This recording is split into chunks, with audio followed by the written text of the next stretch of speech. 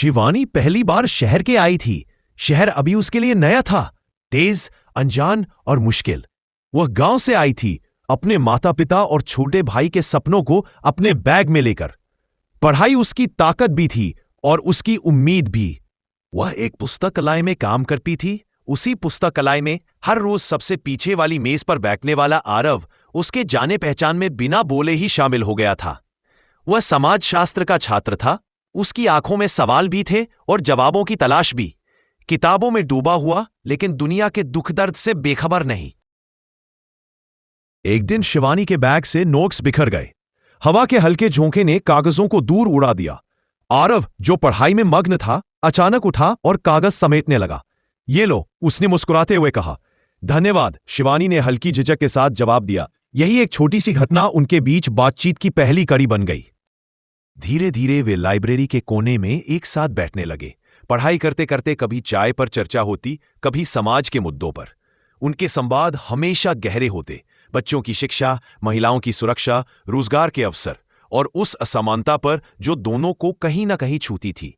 एक शाम जब सूर्य की आखिरी किरणें लाइब्रेरी की खिड़की से भीतर आ रही थीं, आरव ने पूछा, शिवानी, तू इतनी मेहनत क्यों करती हो? कभी थकती नहीं? शिवानी ने एक पल सोचा, फिर बोली, मेरी मां ने अपनी पढ़ाई बीच में छोड़ दी थी, बस इसलिए कि घर में जिम्मेदारियां थी। मैं नहीं चाहती कि मेरी बहनें भी वही झेलें। मैं पढ़ूंगी, नौकरी करूंगी और उन्हें दिखाऊंगी कि सपने उम्र या जगह नहीं देखते। आरव उसकी बातों में छिपी ईमानदारी से प्रभावित हो गया। मैं तुम्हारी मदद करूं? उसने संकोच से पूछा। शिवानी मुस्कुराई, साथ चलना चाहो तो जरूर, पर रास्ता मैं खुद चलना चाहती हूं। धीरे धीरे उनकी मुलाकातें एक खूबसूरत एहसास में बदलने लगी। वे दोनों अलग अलग दुनिया से थे, पर दिल की भाषा एक जैसी। कभी कभी शहर में होने वाली सामाजिक कार्यशालाओं में दोनों शामिल होते। किसी दिन महिलाओं के लिए रोजगार कार्यक्रम, किसी दिन मुफ्त शिक्षा शिविर। शिवानी अपनी कहानी सुनाकर लड़कियों को प्रेरित करती और आरव आंकड़े और जानकारी के साथ उनके लिए मार्गदर्शन करता। एक साथ खड़े होकर वे दूसरों के सपनों के लिए काम करते। और कब उनके अपने दिल भी एक दूसरे के लिए धड़कने लगे, उन्हें खुद नहीं पता चला।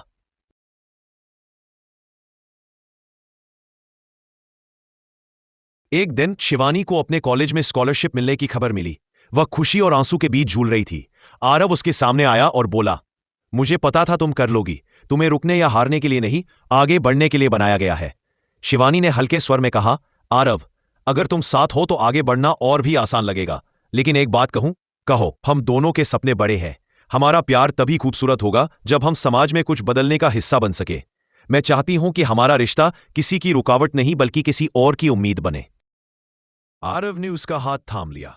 शिवानी, मैं तुम्हारे साथ हूं, प्यार में भी और उस बदलाव में भी जिसके लिए तुम जीती हो। लाइब्रेरी की खिड़कियों से आने वाली रोशनी में दो सपने एक दूसरे के हाथों में बंधते चले गए। उनका प्यार सिर्फ दिलों का मिलन नहीं था, वह एक संदेश था कि रिश्ते तभी सच्चे बनते हैं जब वे दो लोगों को नहीं, बल्कि पूरी दुनिया को बेहतर बनाने की ताकत दे सके।